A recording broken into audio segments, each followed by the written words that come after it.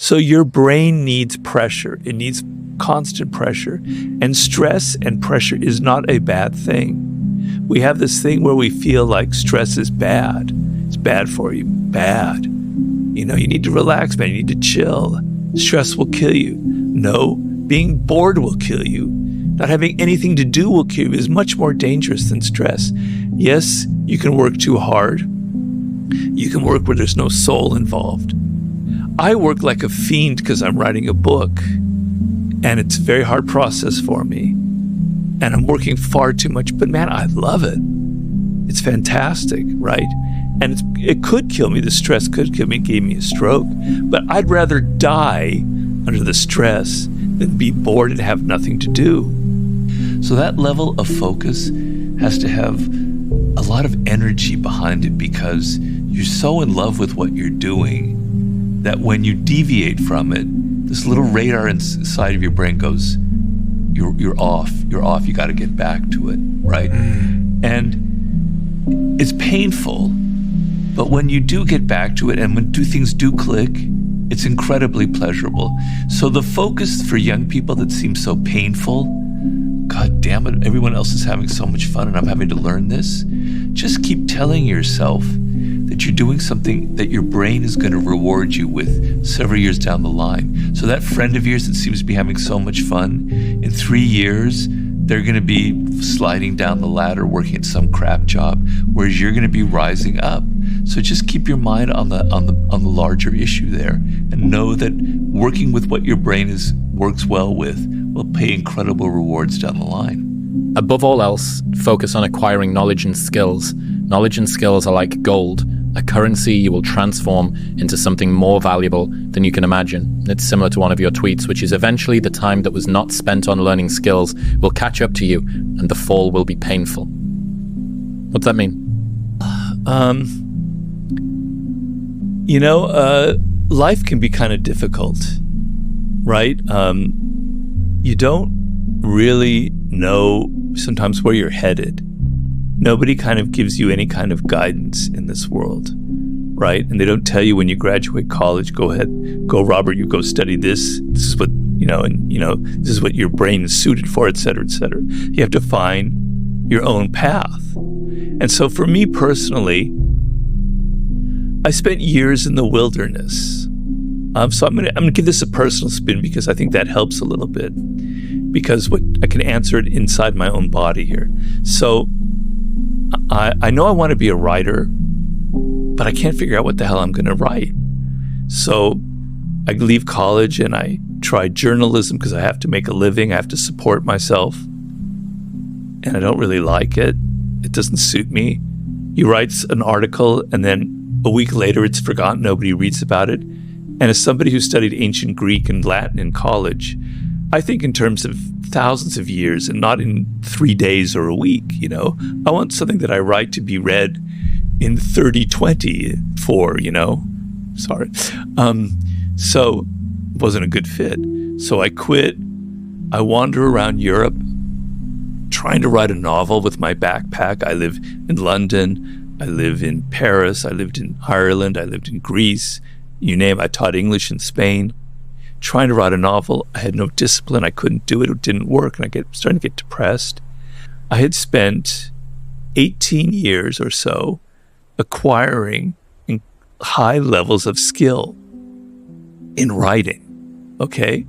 I learned in journalism how to write under a deadline, under pressure, how to make it dramatic, how to make the opening sentence exciting enough to make you read on further. Trying to write novels taught me about creating stories, which is a huge part of my writing. Working in Hollywood, I learned how to research, which is a huge element, and then the theatrical element, making things dramatic, also story. Okay? All of that time, slowly by slowly, brick by brick, I had developed real level skill. So when it came time to write the 48 Laws of Power, I could do it. I had learned all this discipline. I had learned how to write under a deadline. I learned how to make things entertaining. The whole bag. Okay? And so the world opened up for me. Prior to that time, I was miserable. Really, really was. I mean, I had good moments too. You're young, you're always happy when you're young. But a lot of times I was miserable. And I didn't know why, but I was acquiring skills, not even aware of it. And so the reason I write that is when you develop that skill, when you're serious about it, because I was very serious about writing, you change your brain. You rewire your brain. It's like, and this is a remarkable power of the human brain that people don't realize. It's something I'm also writing in my new book. This one writer, his name is Schwartz, I believe. He's a UCLA neuroscientist.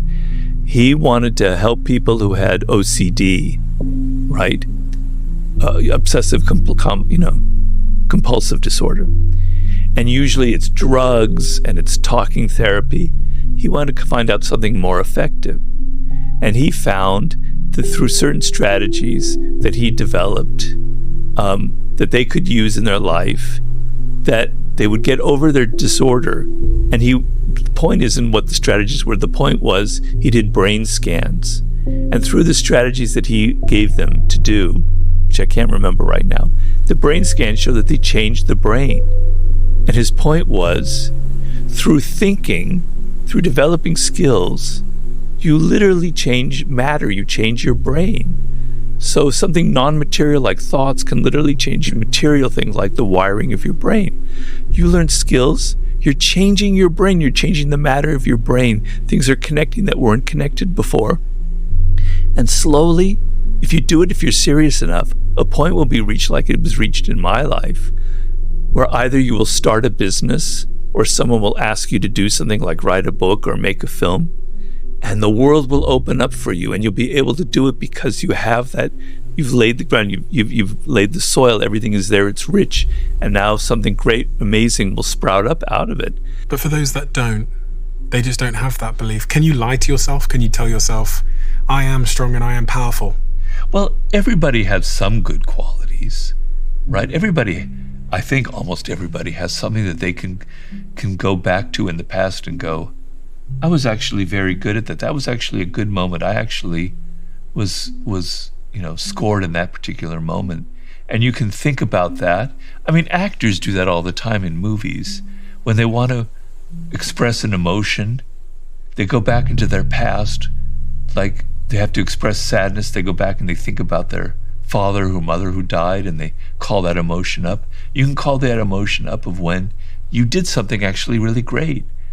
You might have only been in high school when you were on the sports team and you threw the touchdown or something. Okay, think about that and it'll come back to you. Everybody has something that they can be confident about, I hope. Don't judge people based on their intelligence, on their charm, on whether they're good or bad, etc. Judge them on their character, whether they have a weak or a strong character. A weak character is somebody who cannot take criticism. And that is probably the number one characteristic, the worst trait, I think, in people, and a definite trait of negativity, is somebody who can't take any kind of criticism, right? They're so defensive. So that means they can get away with anything. They can say anything they want, and there's just like a wall, a shell around them. A strong character is a person who can take criticism, right? Who can work with other people, right? Who can deal with stressful situations, who can handle responsibility. And if there's something goes wrong, they take, I am to blame for it. They don't look at other people.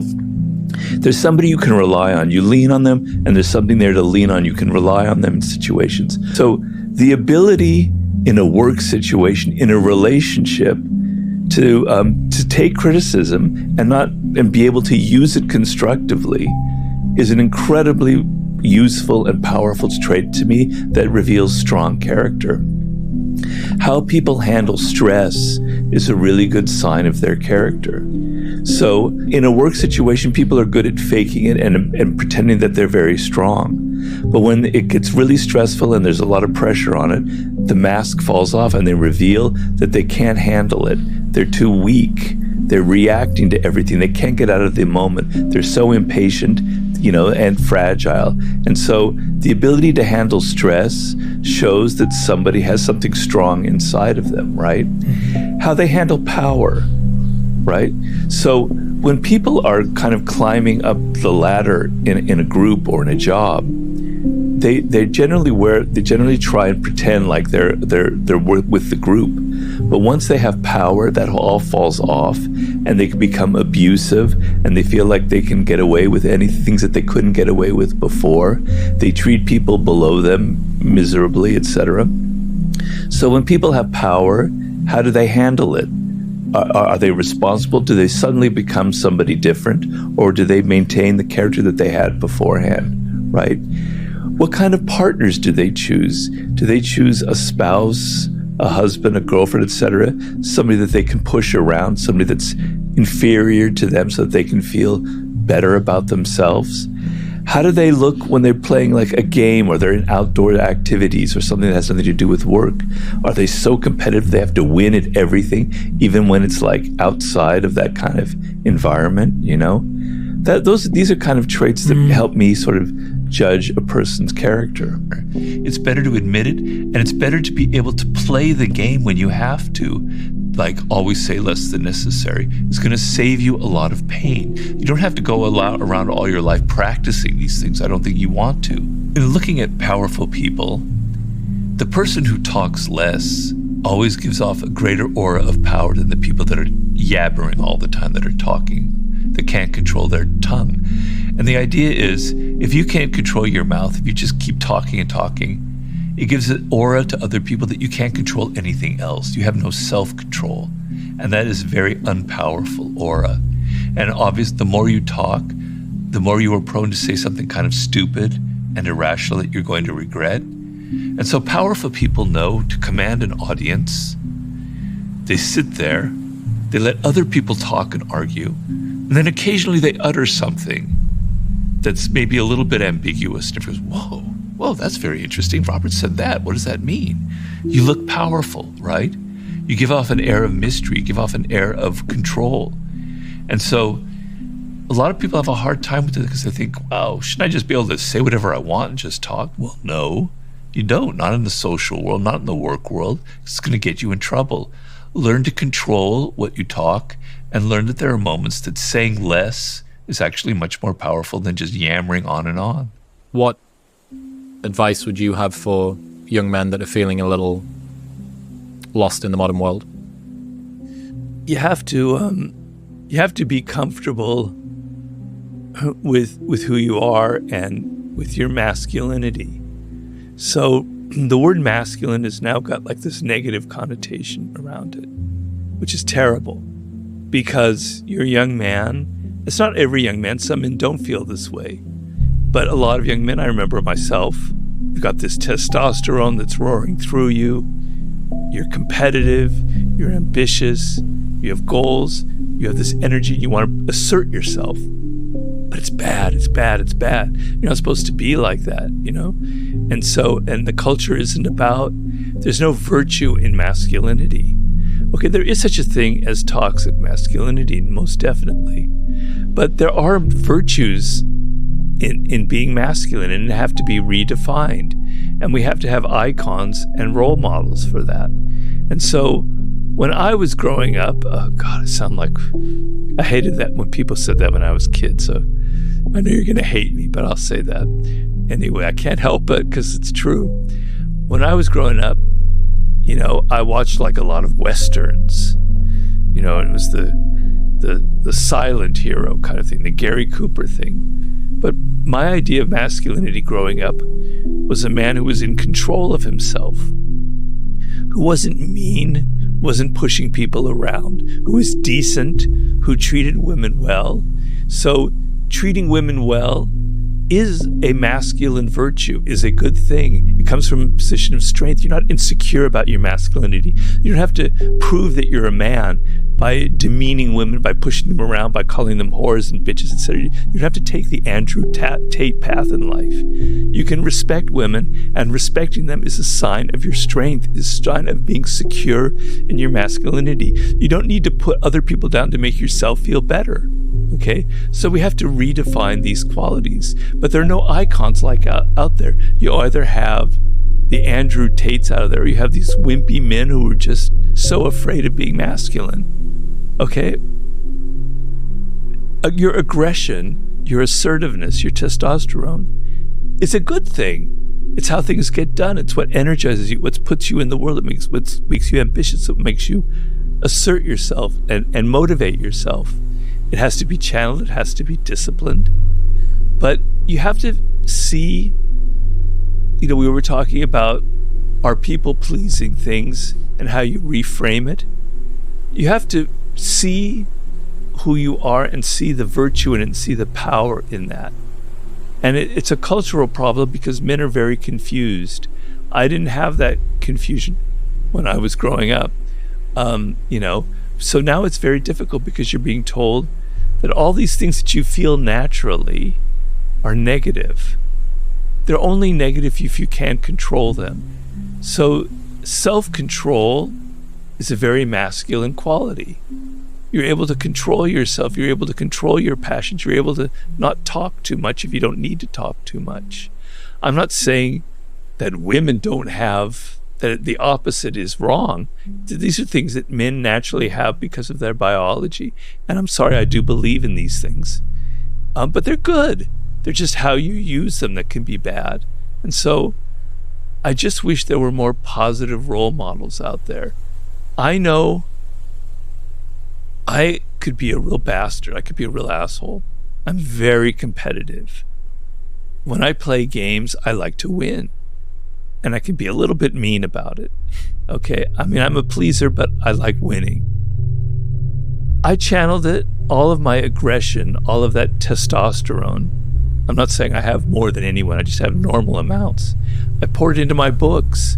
I poured that edge, that aggression, that like, damn you, I don't really like you, I don't like the world, into the 48 laws of power, into here's how these are how people manipulate, these are how people can be bad and cruel, and damn it, I'm going to get all my aggression by exposing it and showing it and being as real and direct. I channel it into something as opposed to hurting other people kind of thing. So finding ways to channel your aggressive tendencies is a positive way of being a man. You have to find whatever that is. Sports is a great example, but there are other things as well.